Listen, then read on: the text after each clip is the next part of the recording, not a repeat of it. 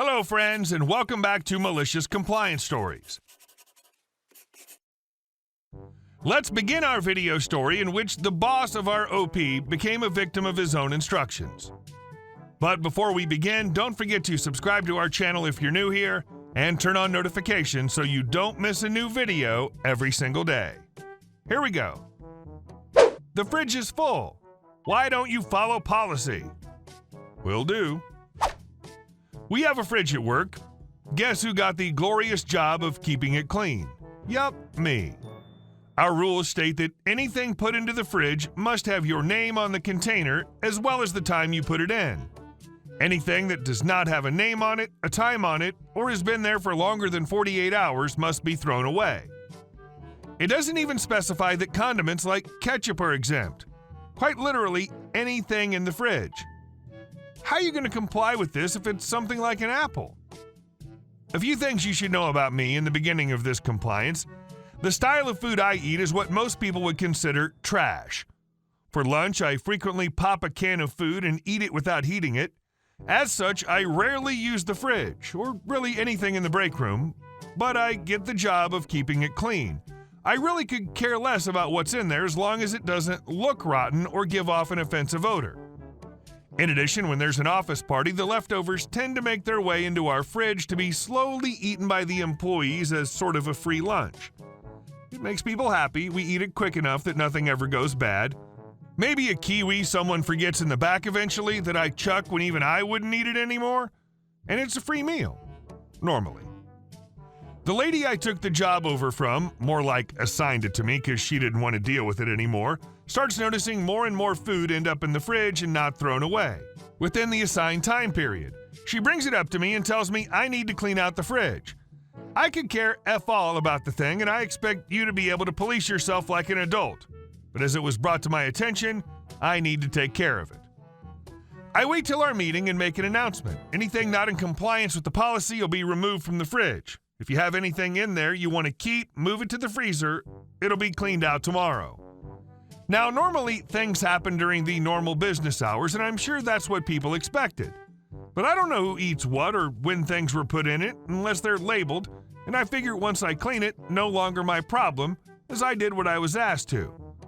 So I show up at about 6 a.m., or about 2 hours before everyone else. I have some stuff I have to do in the morning, so I have to show up early anyway.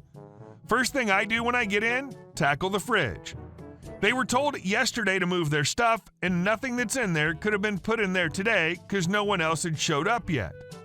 Fridge went from full to empty because apparently it was assumed I'd do it at the end of the day. Nope, right away in the beginning. I'm not a savage though. Communal condiments that were not expired were left. Tupperware was washed out and left on the table while the contents were discarded. If it looked like a throwaway container, into the garbage it went. When people showed up and looked in the fridge, their expression was WTF. A lot of people were mad, including the person who told me to clean it out. Apparently, I threw away one of her snacks. I explained the situation, reminded them of the instructions I'd given the day before, and no one could really say anything. Shortly after that, the lady left. I went back to not giving a dang about the stupid fridge, told everyone I was going back to just spot checks and to police themselves, and no one's complained. For those of you wondering, I still check it to ensure nothing's going bad. I just don't care to throw away people's snacks like I'm supposed to. And our second story. My favorite military story. Background. Many thousands of years ago, before 9/11 and all the implemented security that went with that, I joined the local National Guard unit. After basic training and schooling in my field, I returned to my local base. In our school program, we were told that many times the higher-ranking soldiers would mess with us to see if we'd do what they say. Now, not following a direct order is simply not done, and making large mistakes is also just not done. It was suggested that anytime we were told to do something that was part of our job, we should write down what we were told, who told us, since everyone had the courtesy to wear their last name sewn on their uniform, this was easy enough, and what time and date we were told this. Now, I was raised in a fundamentalist religious cult, and as a rebellious, thinking female, I had long ago perfected the ability to look completely innocent and yet not crumble under the pressure of being admonished or even berated. On to the story. On my first day of duty after my schooling was finished, I started working in the police section of the base. I was told what was needed in order to process giving out car identification stickers and who got what color base identification strip based on their rank. I dutifully wrote all this out. Then, after my trainer, E3, moved on to help someone else with something, another service member came over and asked me what the E3 had told me. This service member was an E5 and worked on base full-time doing what I was assigned on that weekend.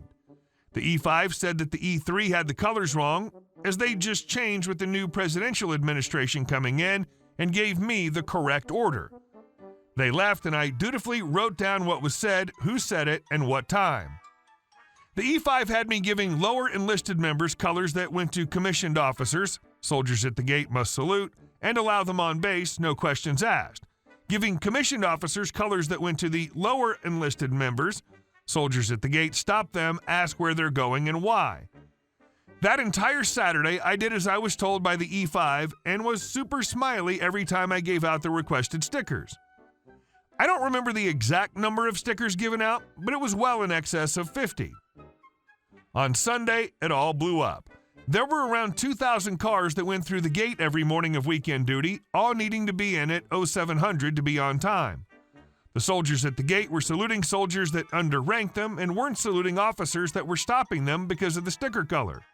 At 7:15-ish, I was called into the office of the major for the police section. Along with him was the non-commissioned officer of the section and my E3 trainer. I took my trusty steno pad and pen and went in. The trainer was asked what they'd trained me to do, and they answered. Then the NCO, on a typical power trip, started yelling at me for over-making decisions instead of taking orders. After the NCO finished, the CO asked if I had made a decision instead of following orders. At that point, I then pulled out my steno pad and read off that at 0930 on Saturday, date E5 instructed me to hand out stickers in this order as the colors had changed due to the new presidential administration. The NCO started screaming again about taking direct orders and not making decisions. After they finished their tirade, I asked the E3 if the E5 was in my chain of command. The E3 stated that they were. At that point, the CO thanked us, asked for us to get him a copy of all sticker numbers and base identification stickers given out, and told us to go to the cafeteria and get some coffee in Danish until he called for us. When we returned, the CO, NCO, and E5 were nowhere to be seen in the office, so the E3 and I went about our jobs. As I was leaving the base to eat with some friends, I saw the NCO and E5 scraping off the stickers I'd handed out while the CO stood there watching. Nothing was ever said to E3 or I about the incident again. Of course, being a military institution and having humans in the roles of the military, there were several more MC issues after that. And our next story. How my mom shamed the HOA into disbanding. My mom lives in a nice, newer home community with a voluntary HOA. My mother, being the firecracker she is, refused to formally join the HOA, but agreed to do the things she would do anyway to upkeep her home. We paint for her, she has a gardener, wash windows, etc.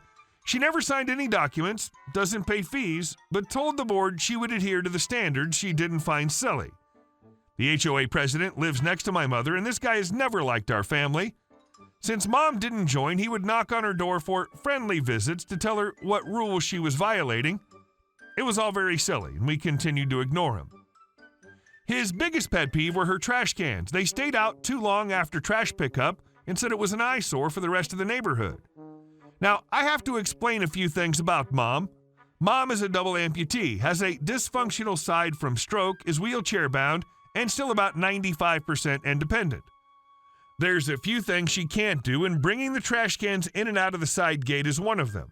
For that chore, my sister or myself come over the night before trash day and put them out, and the following evening to put them back in. He bitched and complained, wrote letters, and called the city about her trash cans. This guy knew my mom's in a wheelchair, but he kept harassing her. It was after a winter storm that the trash can blew over and sprayed the neighborhood with trash overnight. It wasn't just her can, by the way, it was several. My sister and I walked the neighborhood and picked up the trash as soon as we could.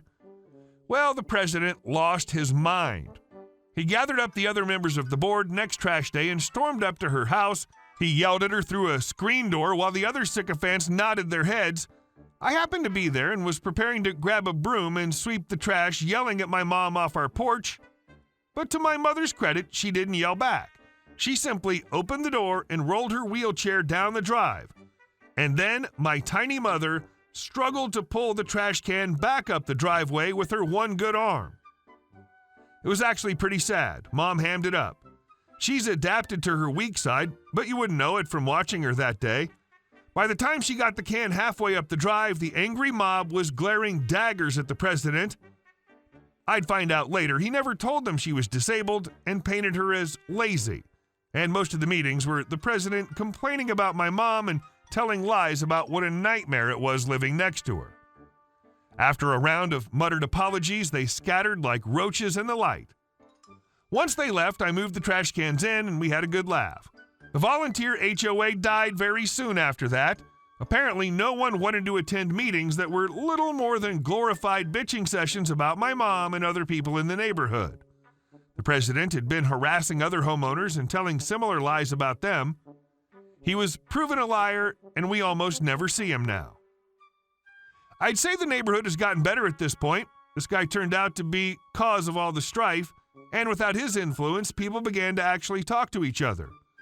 Nowadays, people stop by to check on mom during storms, and sometimes their trash cans will magically appear in the side yard on windy days, and mom, in perfect fashion, sent out Christmas cards to all her neighbors.